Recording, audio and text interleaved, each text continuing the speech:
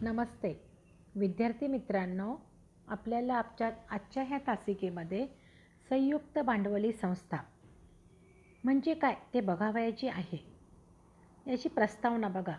औद्योगिक क्रांतीनंतर उत्पादनामध्ये मोठ्या प्रमाणावर यंत्राचा वापर सुरू झाला.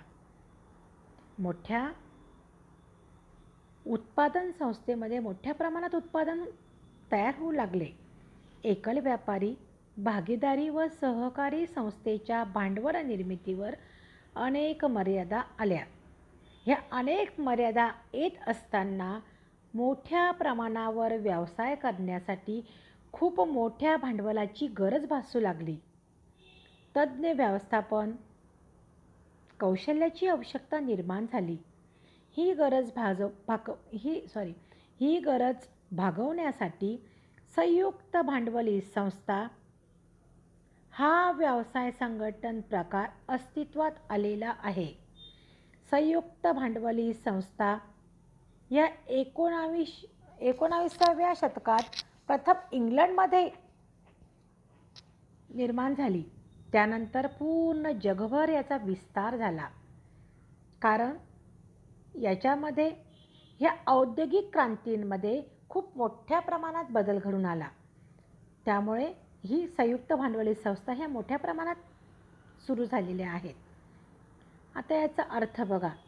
नफा मिळवणे हा मुख्य उद्देश ठेवून एखाद्या कायदेशीर व्यवसाय करण्यासाठी एकत्र येऊन काही व्यक्ती ज्या संघटनेची अथवा मंडळाची स्थापना नफा कमवण्यासाठी करतात त्यांची कंपनी कायद्याखाली नोंदणी करतात.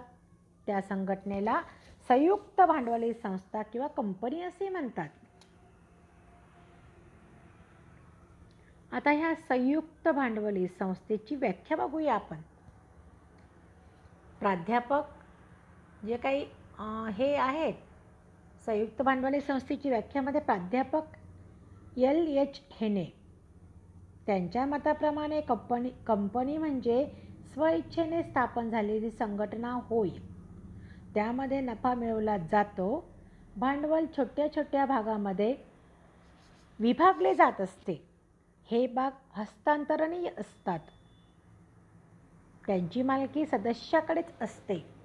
म्हणून त्याला संयुक्त भांडवली संस्था असे देखील म्हणतात.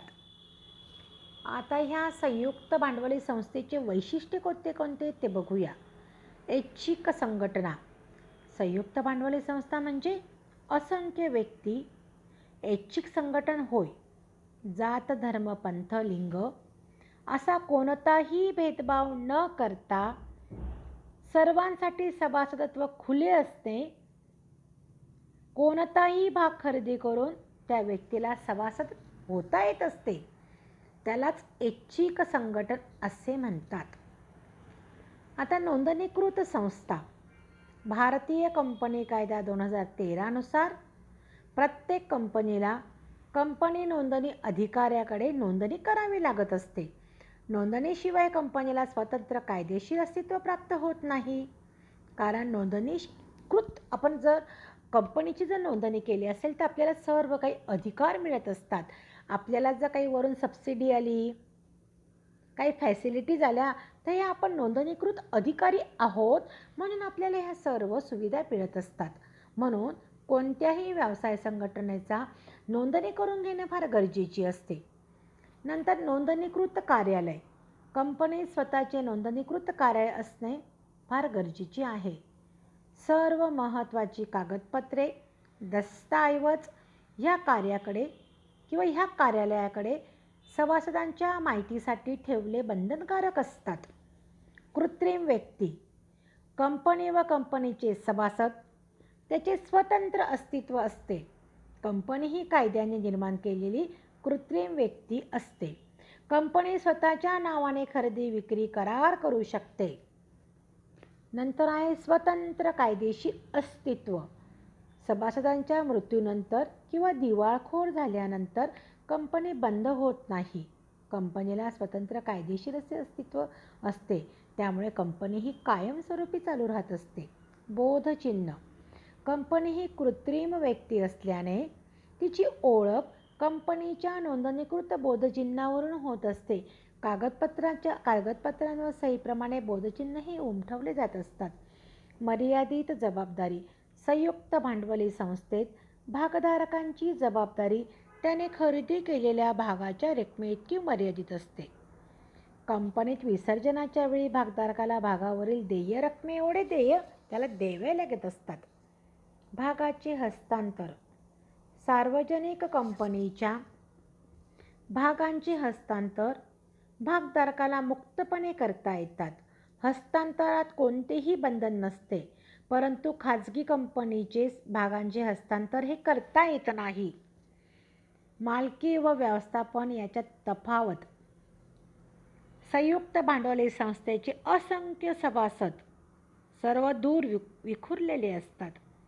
ते दैनंदिन व्यवस्थापनात भाग घेऊ शकत नाही, म्हणून स्वतंत्र तज्ज्ञ व्यवस्थापनाची नियुक्ती केली जाते. अशा प्रकारे कंपनी व व्यवस्थापनाचे स्वतंत्र असतात. चिरंतर अस्तित्व. संयुक्त भांडवल संस्थेत किंवा संयुक्त भांडवल संस्थेची निर्मिती कंपनी कायद्यानुसार होत असते. सभासदांच्या मृत्यूनंतर किंवा दिवाळखोरीनंतर कंपनीच्या अस्तित्वावर कोणताही परिणाम होत नाही. नंतर आहे सभासदत्व. यामध्ये 11वा जो पॉईंट आहे सभासदत्व, त्यामध्ये बघा मुलांनो, कंपनी कायदा 2013 नुसार खाजगी मर्यादित कंपनीत किमान 2 व कमाल 200 इतके सभासद असतात. सार्वजनिक कंपनीसाठी किमान 7 सभासदांची आवश्यकता असते. कमाल संख्येवर बंधन नसते. हे झाले आपले संयुक्त भांडवली संस्थेचे वैशिष्ट्ये. आता बघूया आपण संयुक्त भांडवली संस्थेचे गुण कोणते कोणते आहेत ते बघूया. मोठ्या प्रमाणावर भांडवल. संयुक्त भांडवल संस्थेत भाग हे जनतेसाठीच विक्रीस खुले असतात. भागांची दर्शनी किंमत व मिळणारे लाभ हे फायदेशीर असतात. कंपनी माहितीपत्रकाद्वारे प्रसिद्ध होऊन मोठ्या प्रमाणावर भांडवल उभारणी करू शकते. तसेच मोठ्या प्रमाणावर भांडवल उभारण्यासाठी कंपनी जनतेकडून ठेवी स्वीकारू शकते. कर्जरोख्यांची विक्री केली जात असते. व्यवस्थापकीय व्यवस्थापन. कंपनीचे सभासद सर्व दूरवर विखुरलेले असल्यामुळे कंपनीच्या दैनंदिन कारभारावर देखरेख ठेवण्यासाठी व्यवस्थापकीय निर्णय घेण्यासाठी विशिष्ट गुणवत्ता व पात्र धारण केलेले तज्ज्ञ व्यवस्थापक नियुक्त केले जात असतात. विस्तारास मोठ्या प्रमाणावर संधी. संयुक्त भांडवली संस्थेची भांडवल उभारणी क्षमता मोठी असल्यामुळे कंपनी सहजपणे मोठे आव्हानात्मक प्रकल्प हातात घेऊ शकते. यशस्वीपणे ते चालवू शकते, राबवू शकते. जनतेचा विश्वास. संयुक्त भांडवली संस्थेत कारभार कंपनी कायदा 2013 नुसार त्याची तरतूद आपण चालवत असतो. कारभारामध्ये सरकारचा हस्तक्षेप नसतो. तसेच कंपनीचा हिशोब CA कडून तपासून घेतला जात असतो. जनतेचा विश्वास कंपनीकडून मिळू शकतो. करारात सवलत. संयुक्त भांडवली संस्था ही देशाच्या आर्थिक विकासामध्ये महत्त्वाची भूमिका पार पाडत असते. त्यामुळे सरकार कंपनीला विविध करारामध्ये सवलत देत असते. ग्रामीण व विकसित भागात व्यवसाय शाखा सुरू करण्यासाठी प्रोत्साहन देते. उदाहरणार्थ 5 वर्ष करमाफी त्यांना मिळत असते. तज्ज्ञांच्या सेवा. संस्थेचा कारभार मोठ्या प्रमाणावर चालत असल्यामुळे विविध तज्ज्ञ सेवा अधिक फी देऊन घेतल्या जातात. कायदेशीर सल्ल्यासाठी कायदेशीर सल्लागार हे असतात. चिरंतर अस्तित्व. कंपनी निर्मिती कंपनी कायद्यानेच होत असते. तिला स्वतंत्र स्थिर अस्तित्व असतेच. मर्यादित जबाबदारी. कंपनीमध्ये भागधारकांची जबाबदारी ही मर्यादित असते. कंपनीने भागधारकांची जबाबदारी ही मर्यादित असते. कंपनीची देणी देण्यासाठी त्यांना खाजगी मालमत्ता ही विकावी लागत नाही. नंतर आहे संयुक्त भांडवली संस्थेचे दोष कोणते आहेत ते बघूया. संयुक्त भांडवली संस्थेचे दोष. पहिलं आहे व्यवस्थापन करण्यास कठीण. संयुक्त भांडवली संस्थेची स्थापना कंपनी कायद्यानुसार नोंदणी करून घेतली जाते व ती स्थापना प्रक्रिया अत्यंत क्लिष्ट असते, खूप गुंतागुंतीची असते, खूप अडचणीची असते. प्रत्येक कागदपत्राची ही पूर्तता करावीच लागत असते. गोपनीयतेचा अभाव किंवा गोपनीयतेचा अभाव कंपनीचे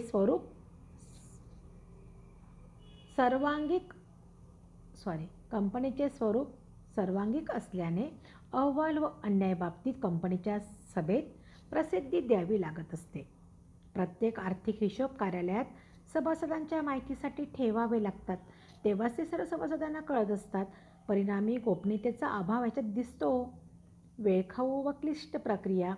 कंपनीला महत्त्वाचे निर्णय भागधारकांना ते त्यांच्या सभेतच घ्यावे लागतात. नियोजन अधिक वेळ खाणारी प्रक्रिया असते. सर्व कागदपत्रे सभेपूर्वी 21 दिवस अगोदर भागधारकाला पाठवावी लागतात. त्यामुळे कंपनीचा निर्णय प्रक्रिया ही वेळखाऊ स्वरूपाची असते. प्रत्यक्ष संबंधाचा अभाव. कंपनीचे स्वरूप मोठे व व्यापक असल्यामुळे कंपनी व्यवस्थापक व संचालनाला कर्मचाऱ्यांचा प्रत्यक्ष संबंध प्रस्थापित करणे कठीण जाते. परिणामी कर्मचारी मनपूर्वक काम करीत नाही. मोठा व्यवस्थापन खर्च. संयुक्त भांडवली संस्था ही मोठी व्यावसायिक संघटना असते. त्यामुळे कर्मचाऱ्यांचे पगार, व्यवस्थापनाचे पगार, मोठी जाहिरात, दैनंदिन खर्च, व्यवस्थापनाच्या मोठ्या प्रमाणात त्यात खर्च करावा लागतो. अविवेकी अनुमान. काही संचालक स्वतःच्या हितासाठी कंपनीबाबत चुकीची किंवा अवास्तव माहिती बाहेर प्रसारित करीत असतात. त्यामुळे शेअर बाजारात कंपनीच्या भागांच्या किमतीमध्ये चढउतार, परिणामी जनतेचा संस्थेवर विश्वास निर्माण होत असतो. त्यामुळे कंपनीमध्ये मोठ्या प्रमाणे प्रॉब्लेम येत असतो.